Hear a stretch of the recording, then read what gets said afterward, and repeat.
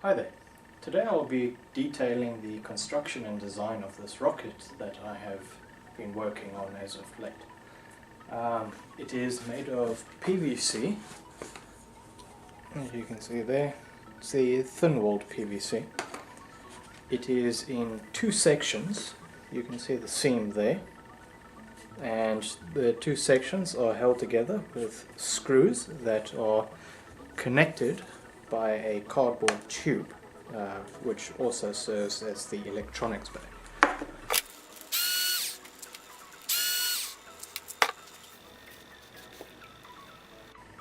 So you can see here it is a cardboard tube that is being held there, and I have wrapped it with several layers of tape to make sure that it is a very airtight seal to the upper section of the tube, in order to allow the ejection charge to have a nice closed container for it to eject the parachute. What I've done with regards to this and this is I've added just some sections of aluminium foil to the body of the rocket to give it some reflectivity, to allow for much easier tracking of the rocket if I lose sight of it soon after launch.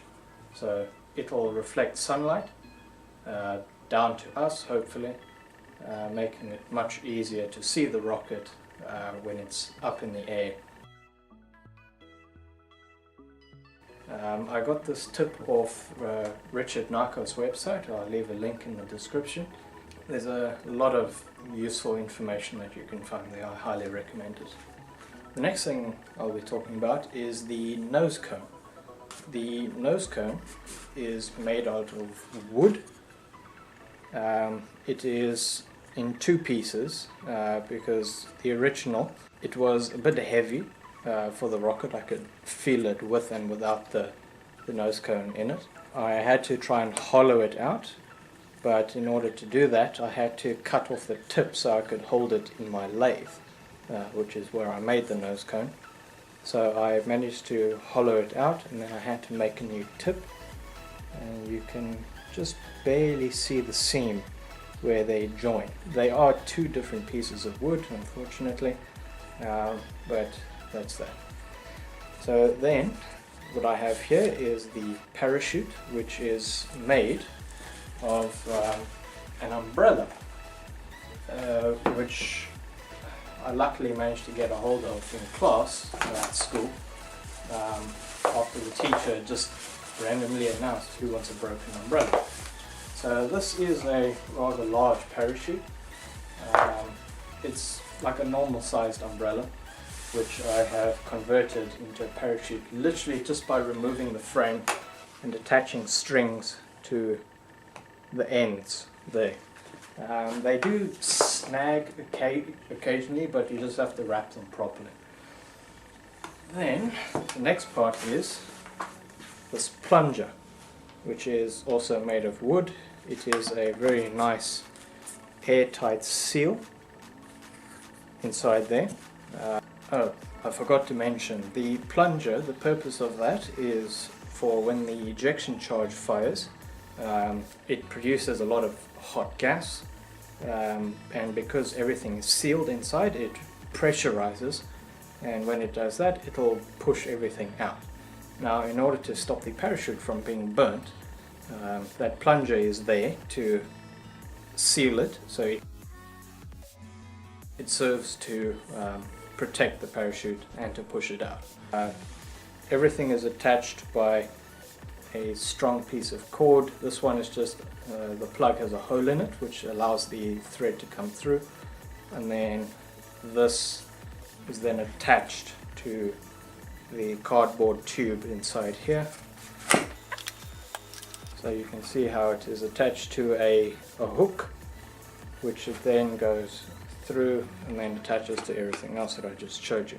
So the next part are the fins, which are simply made of particle board, and they are trapezium or trapezoid shaped fins They are symmetrical as far as I know, and they are only 3 to save weight and because it looks cool, and they are pretty symmetrical, maybe not quite on camera, but I put a lot of effort into making them symmetrical. So I made this jig, which is just a piece of cardboard that I've cut using a protractor to design it, and so I carefully put the fins on.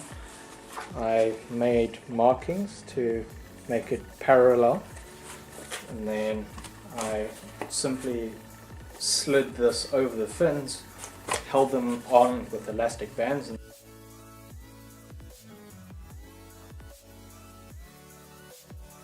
then I applied a 2-part epoxy to hold them together. Unfortunately, the first time I did that, I hadn't scratched off the paint, so it didn't bond very well, and this thing literally just fell on its side and broke 2 of the fins. So I then had to scratch the paint off and then apply the epoxy again, and then add these brackets to give it strength. So those are just made out of metal, which I've carefully shaped to the angle and then the shape of the PVC pipe. Then I separately painted them red, and then I also painted the body and the nose cone. The paint job was meant to be like that, which gave it the name HMS Black Widow.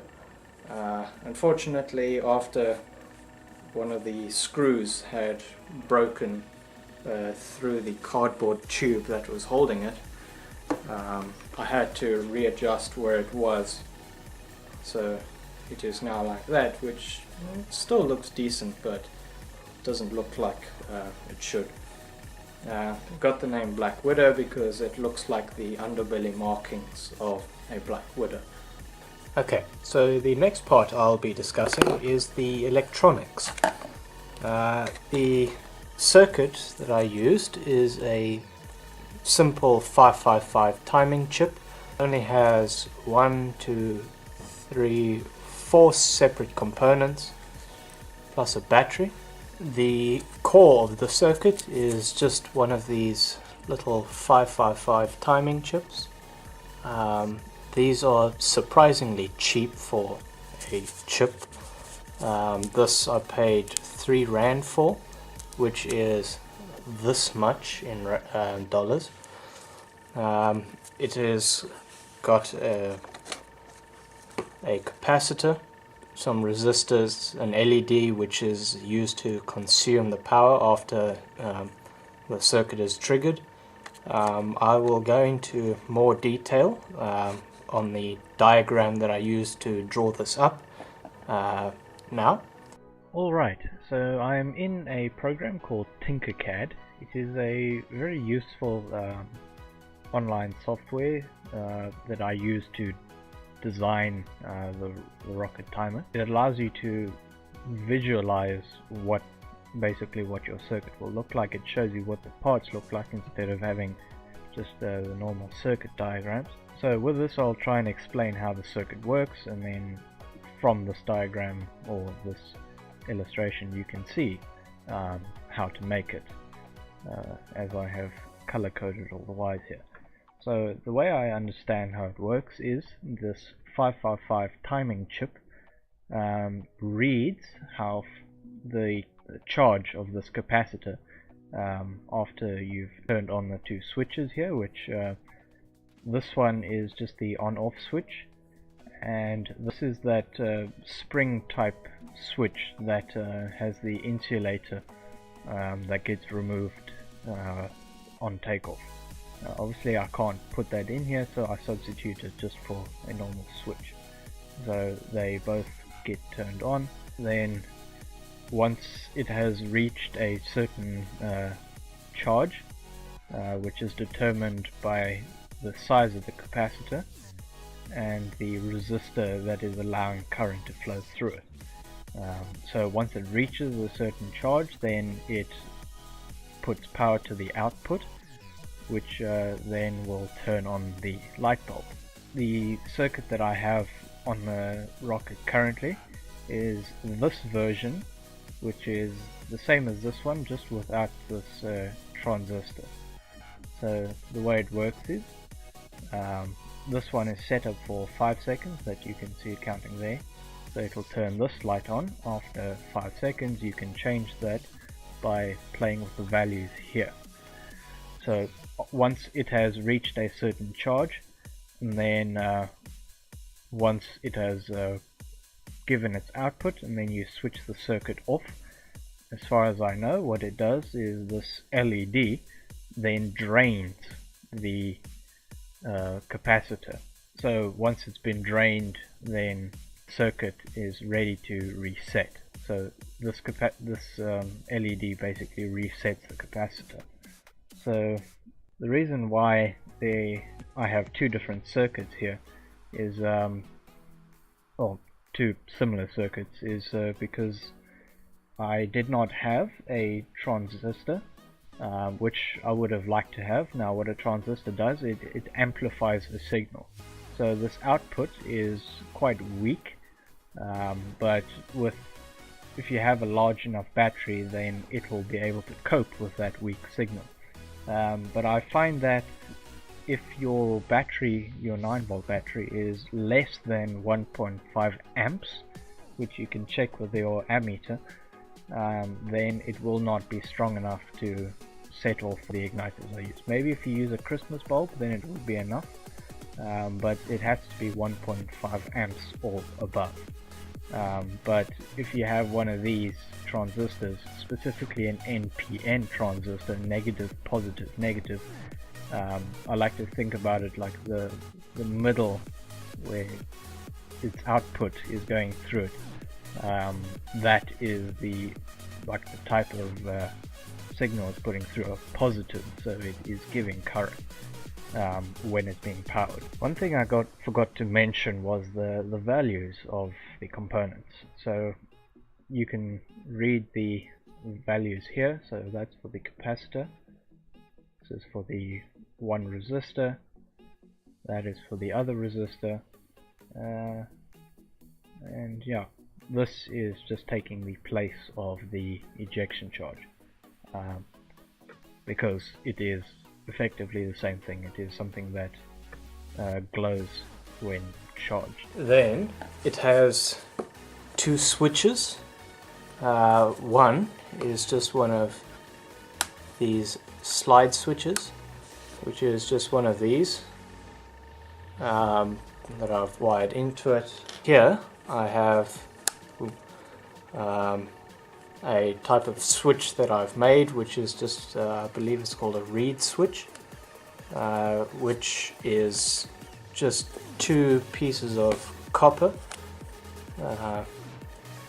that is being held together by this piece of metal, which is pressing these two plates together.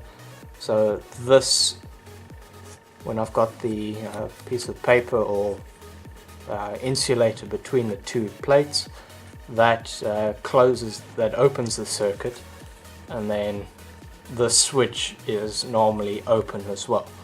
So when I close that switch, and then when this one is then closed, which will happen on takeoff, so this insulator will be attached by a string or cable to the launch pad, so that will be pulled out when the rocket takes off, therefore starting the 555 timing circuit, and then it'll be setting off the ejection charge, which I'll be detailing in a moment.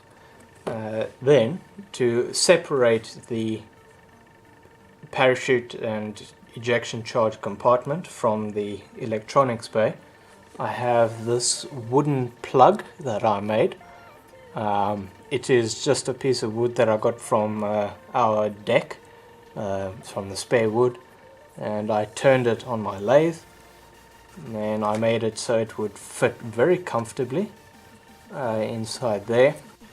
Then, one of the issues I was having with this connector block was that the residue from the ejection charge was ruining the connection I was having on this. So what I did was, on my lathe, I made a little wooden shroud that I then put the wires of the ejection charge through that hole, and then I connected into the connector block, and then this piece of wood slides over, therefore protecting this from the residue. Then I also just stuff it with tissue in there, so that stops the corrosive nature of the residue from damaging the connector.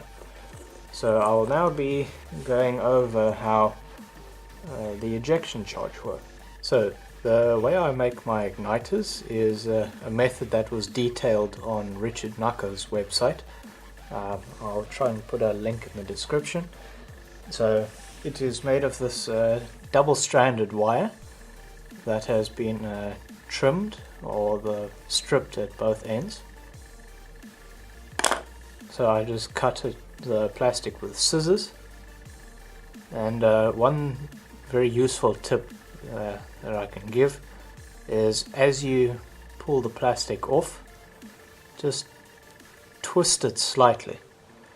So that'll twist the wires together so that they won't fray apart.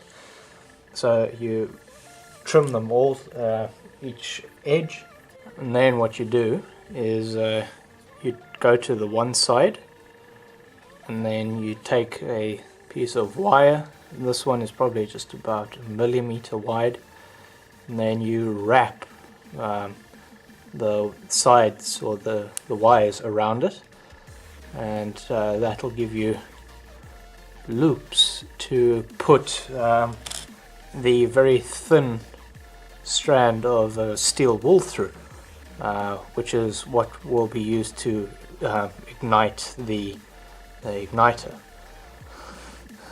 So you go for the thinnest of the wire. Probably can't even see it on camera, but you go for the thinnest part. You cut off a little strip, and then you carefully thread it through the wire or through the loops. But one thing that is very useful is beforehand you just dip all the corners in flux. This will make a world of difference, because what the flux does, it removes oxides from all the materials, so it will give it a much stronger bond. So once you put the flux on, then you thread the wire through. Probably try not to do what I've done there, put a lot too much flux on. What you can do is probably just take your soldering iron, you heat it up, and then it'll melt. It'll melt that flux, and it'll clear the hole. So you put your wire in there, and then you, with the flux, you also put on solder, and then you solder it on. I'll do that quickly. Okay, so I've now soldered that very thin wire that you can just barely see to the two loops. That brown is just the flux that has melted, and then what you also want to do is just apply a bit of solder to these ends to make them a lot more stable for when you put them through the connectors, like you can see here. Now I believe the term for doing this is called tinning. So you're putting solder on the wire before you use it. So you just trim that little bit of excess wire from the end, and that is the metal bits of your ejection charge.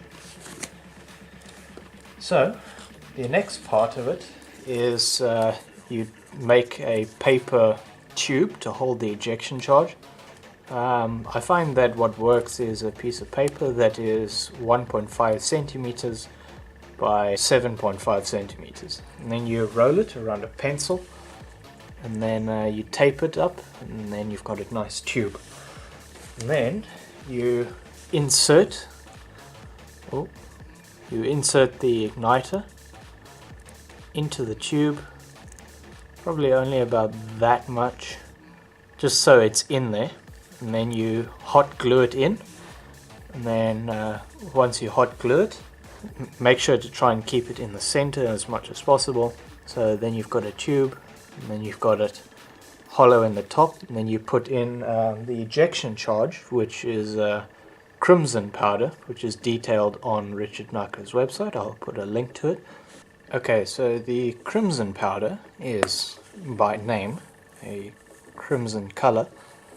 You probably can't see it, it's a bit dark, but it is like this brownish pinkish color.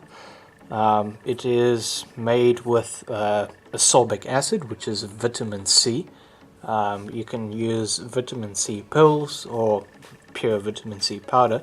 The information on how to make it is on Richard Naka's website. It's also got iron oxide as a catalyst and potassium nitrate as the oxidizer. So what I do is, once I've made it, I granulate it. But for it to work effectively in the igniters, I have to grind it down to a nice fine powder. But you can see there, I just ground it using a mortar and pestle. But one thing to note about this powder is it is so hygroscopic, which means it absorbs moisture, that I literally have to keep it in a jar. It'll probably start getting clumpy just from me holding it like this. So what I did was I just took some calcium chloride, if that is the correct name for it, put it in a tissue, and then put it in there. What it does is it absorbs a lot of moisture, much more than anything in this jar. So it pulls the moisture out of everything, so it keeps whatever's in the jar dry, while the powder or the calcium chloride pulls out the moisture. So then you take that ground powder, you pour it into the top there, leaving just like a small gap so that you can put in some hot glue. You hot glue it together, and then once you've completed it, just to make sure that the steel wool hasn't broken, because it is so fragile, you just check it with an ammeter, which is one of these. So you just check it, you set it to the 200 ohm, and then you just measure whether or not it actually has resistance.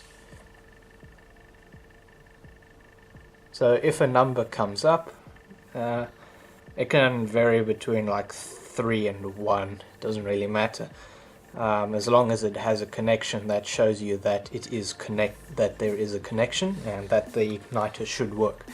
It's only happened once where I had a connection but it did not work.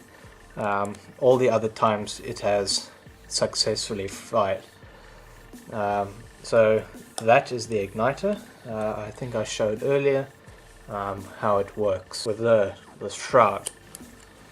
The rocket itself will be powered with one of my potassium nitrate and sucrose rocket motors, PVC. You can find an in-depth tutorial in the description below and in the end cards. And the rocket itself weighs 760 grams, which is a fair amount, but I'm hoping that this motor will be able to lift it high enough for the parachute to come out and then work effectively. This has been my description or details of the rocket building. Thank you so much for watching. If you want to see the rocket motor tutorial, I'll put that here. Then I'll put another video that I'd like you to watch over here, another one I'd like you to watch over here, and then one video that I'll let YouTube decide what they would like you to watch over here. Thank you for watching, and see you next time.